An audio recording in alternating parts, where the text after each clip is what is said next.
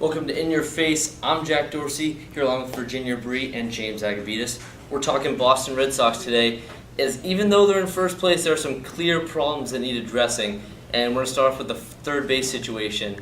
And Virginia, what are your thoughts on this? Because the move up of Rafael Devers, I don't think it's that great of a move. I really don't. I mean, he's a rookie, right? Yeah, he's a rookie. He's the seventh player to one play third base and two make his major league debut for the Red Sox this season. And we just traded for Eduardo Nunez. Why, if you brought up Devers, why the day he makes his major league debut, trade for another third baseman? That makes no sense to me. That probably makes Devers be like, really? You just brought me up to make a major league debut. I'm excited. And then you trade for a third baseman. You're just like, if I was Devers, I would not feel like happy at all right now. James, what do you think? I think for third base, the Red Sox just have too many pieces. They have not only Nunez and Devers, but they also have Marrero, and Holt. They got all these players that are just sitting on the bench, just eating up money, I think. They need to find a designated third baseman, play him out there all the time, find what works, and just find what works for third base. Yeah, I think their front office really needs to get their priorities in check, especially even though we have Craig Kimbrell. I don't see their bullpen being something special that they need to go far in the postseason. But we're going to move on to their offense and how they've been struggling these last couple of weeks. The Red Sox offense, not something that's really helping them get along here. They're almost last in the league in home runs. They're not hitting the ball great. They don't have a ton of hitters in high 200s, 300 average. Virginia, what do they need to do? What do they need to change?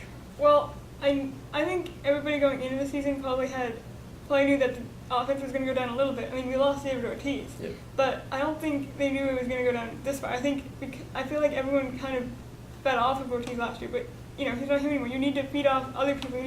One person needs to turn it on. Pedroia has done pretty good already. Like if he has the highest batting average, he's hitting like 307. When the fifth person on your team in batting average is hitting 266, that's kind of a problem. So everybody needs to pick it up. They need to if everybody clicks at the same time, then they should turn on.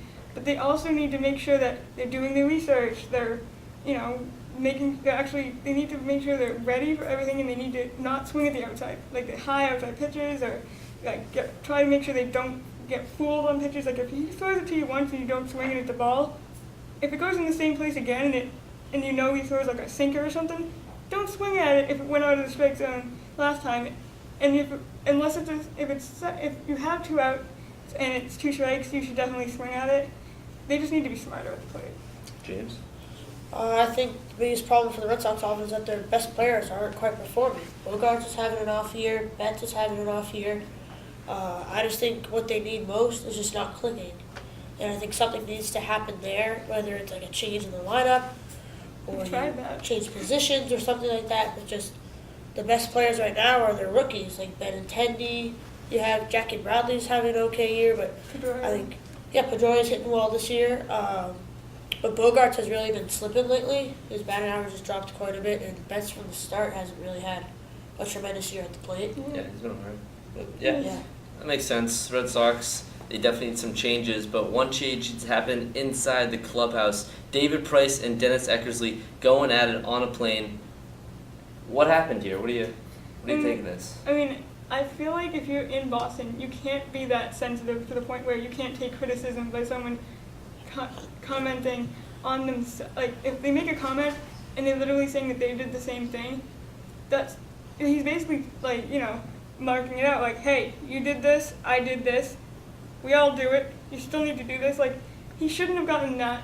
If he had just called him out for it and didn't say, hey, I did this too, I would understand why he would be a little bit mad, but he went way overboard, and I think it was out of line, and he should not have done that at all. That's right, that's all we're going to have time for today. This has been In Your Face. I'm Jack, this is James and Virginia, and that's all for now. Thank you.